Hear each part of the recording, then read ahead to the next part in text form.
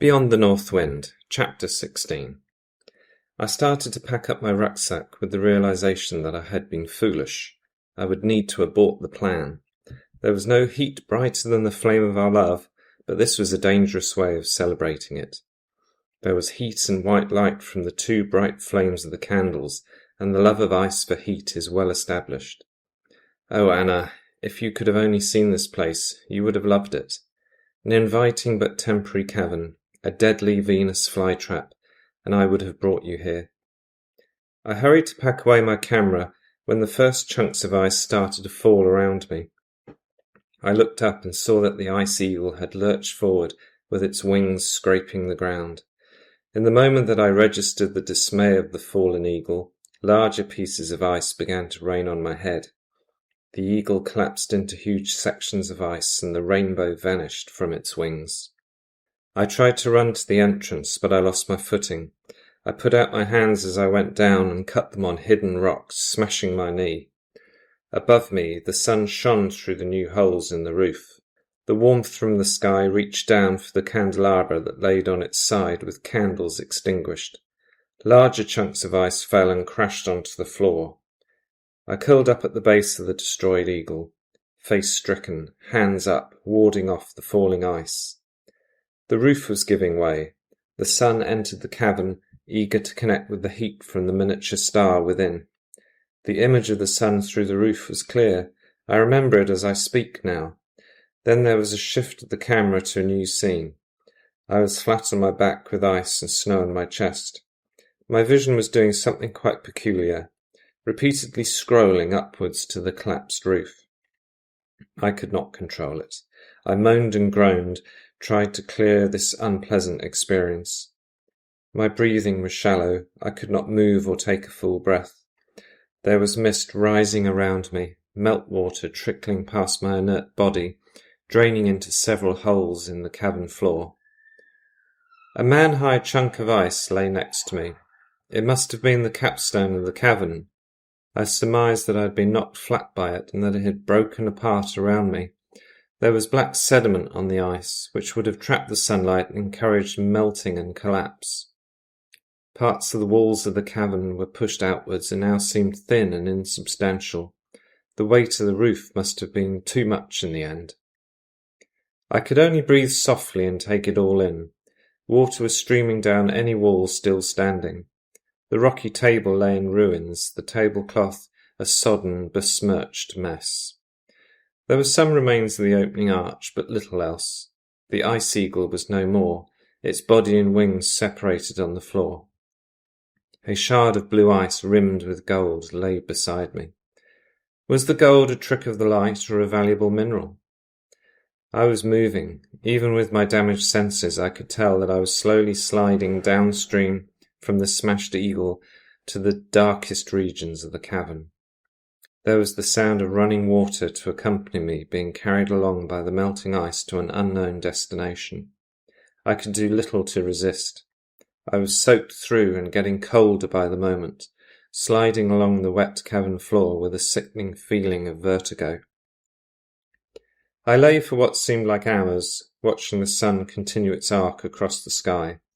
My beer can camera on the roof of the summer farm was set to record the passage of Apollo's chariot. Would Anna develop the film, now that I was leaving and would not be back home? Did she even know that the camera was there? I needed to make one last image before the inevitable, a farewell message on my phone. My camera was in its waterproof enclosure next to the candelabra. My phone was next to me, screen smashed, display dark. I would like to leave something for you, Anna, to make sure that you know I was all right at the end. There is a permanent marker pen in my pocket for labelling film cassettes. The top comes off and falls onto the ice, but no matter, I have a firm grip on the pen. There I have recorded my last message as best I can, the only thing that I need to say, with a shaking hand, and not much time left. Emil studied photography in Oslo and worked as an associate photographer for several wildlife and nature magazines. Influenced by Imagist poets, Hulme, Pound, etc., his early work concentrated on images of juxtaposed, complementary colours found in nature. He changed direction in later life to photograph exterior artifacts, notably buildings, in monochrome. His publications include Redbird Green Leaves, 2012, and Shade and Shadow, 2018. This was not going to end well. I closed my eyes, but the sliding sensation remained. I was on a conveyor belt in a crematorium. The door would open to allow the coffin through, and then it would close, and that would be that. I knew that I was dreaming, that I was somewhere in a darkened place struggling to wake up. I was hanging on, reaching out a hand, waiting to be picked up, waiting for someone to appear by my side. There was no one about. The ice cave was not on an obvious route across the glacier. It had taken a detour to get here, and I had done well to dissuade any like-minded explorers. I remembered a postcard, hand-sized and glossy, with a scene of a river and a background of fir trees. A young man and woman were in a boat, dressed in funny costumes. Light suede jackets with tassels, each held a paddle out of the water. The thrill of the present predicament and the mysterious object from the past. That postcard was on my bedside cupboard for ages. The click of the cupboard door, the smell of wood and of chocolate mints hidden inside. The click of the door closing. Secrets. The development of personality. Keep track. Keep focus. They were Indians in a canoe carved from a tree. On the back of the card was a red maple leaf. Greetings from Canada. The scrawl was hard to read. I could only make out the name, Uncle Conrad on the bottom line, one of two mysterious uncles never seen. Should I have shown it to Maman and Augustine or keep it secret? Deception. A message from another world. Excitement. A world that I wish to visit. Indians. Native Americans, tanned faces, exotica, the open sea, the future. A second postcard arrived at some point in my childhood, from Poland. In a forest, two young people wearing coats were escaping into the trees. Both had shaved heads, were barefoot, and wore dark grey blankets. The young woman was further up the tree than the man. They turned around just at the right time to be captured by the photographer. It was an artfully posed shot. Chests, nipples, not an ounce of fat. There was a stillness and patience about the actors that belied the supposed urgency in their escape. Still, the photographer did a good job and got his shot away. There is the trumpet solo again. Anna hears it and I hear her. I am sliding on an icy floor towards a meltwater hole in a cave. Close your eyes and feel for the image and words. Pour out what you feel. A building that says something because you are mouthing the words. This collapsed cave says the end of Emil. Early Gironds were easy to spot. They sold in the front windows of art galleries in the cities. A yellow sunset against the purple sea. An orange tulip against the blue sky. A red bird amongst the green leaves. Yes, those were early Gironds. Striking, plain, intense, student stuff. The vibrating edge of complementary colours. Viewers loved the immediacy. They were not very subtle, won no awards, but they sold well and paid the bills. Wait, how did I get here? My home country is very well run, so I never did social comment. There is little chance of catching the sight of tight-lipped royalty dressed in furs leaving the opera and ignoring open-mouthed beggars. I don't document people at work or at play. People pose, even when in a crowd. They collude in supposedly candid photographs.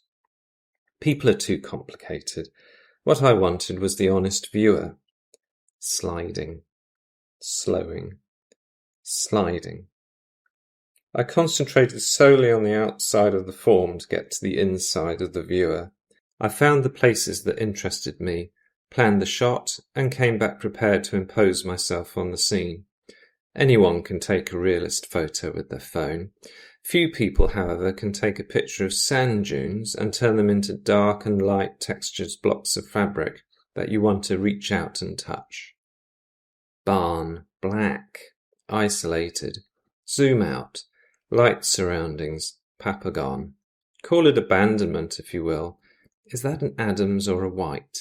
Is that a Gironde? You can destroy all my photos, all the prints, all the electronic images, the magazines, everything. But my ideas will still exist as objective knowledge. Whereas if you destroy me, that is rather the end of it. The ice cave was merely a temporary shell of ice hiding a death trap. We both could have died, but instead it will just be me. I knew that there is a hole behind me in the cave floor which leads directly down. Do not pass go. Do not collect 4,000 kroner. To the bottom of the glacier.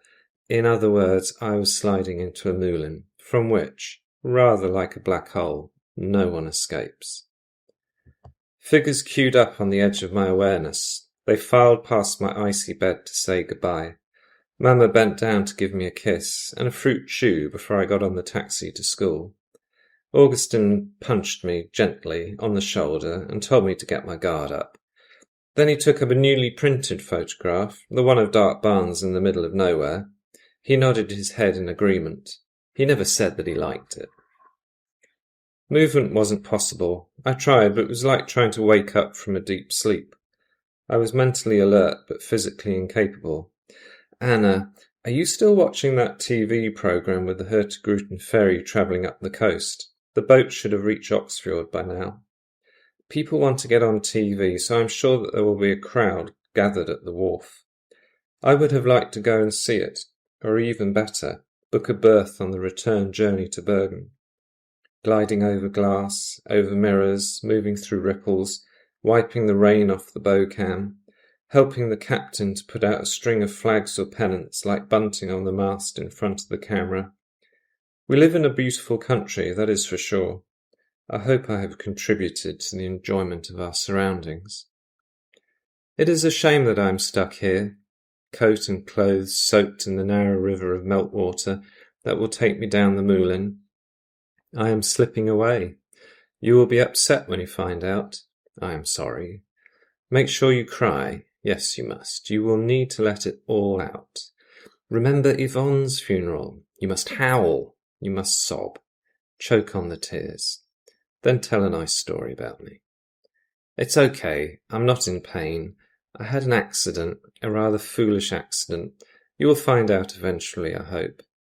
The brush of a fly landing on my hand is like the brush of Gunnar's coat. Let's all go out for a walk together.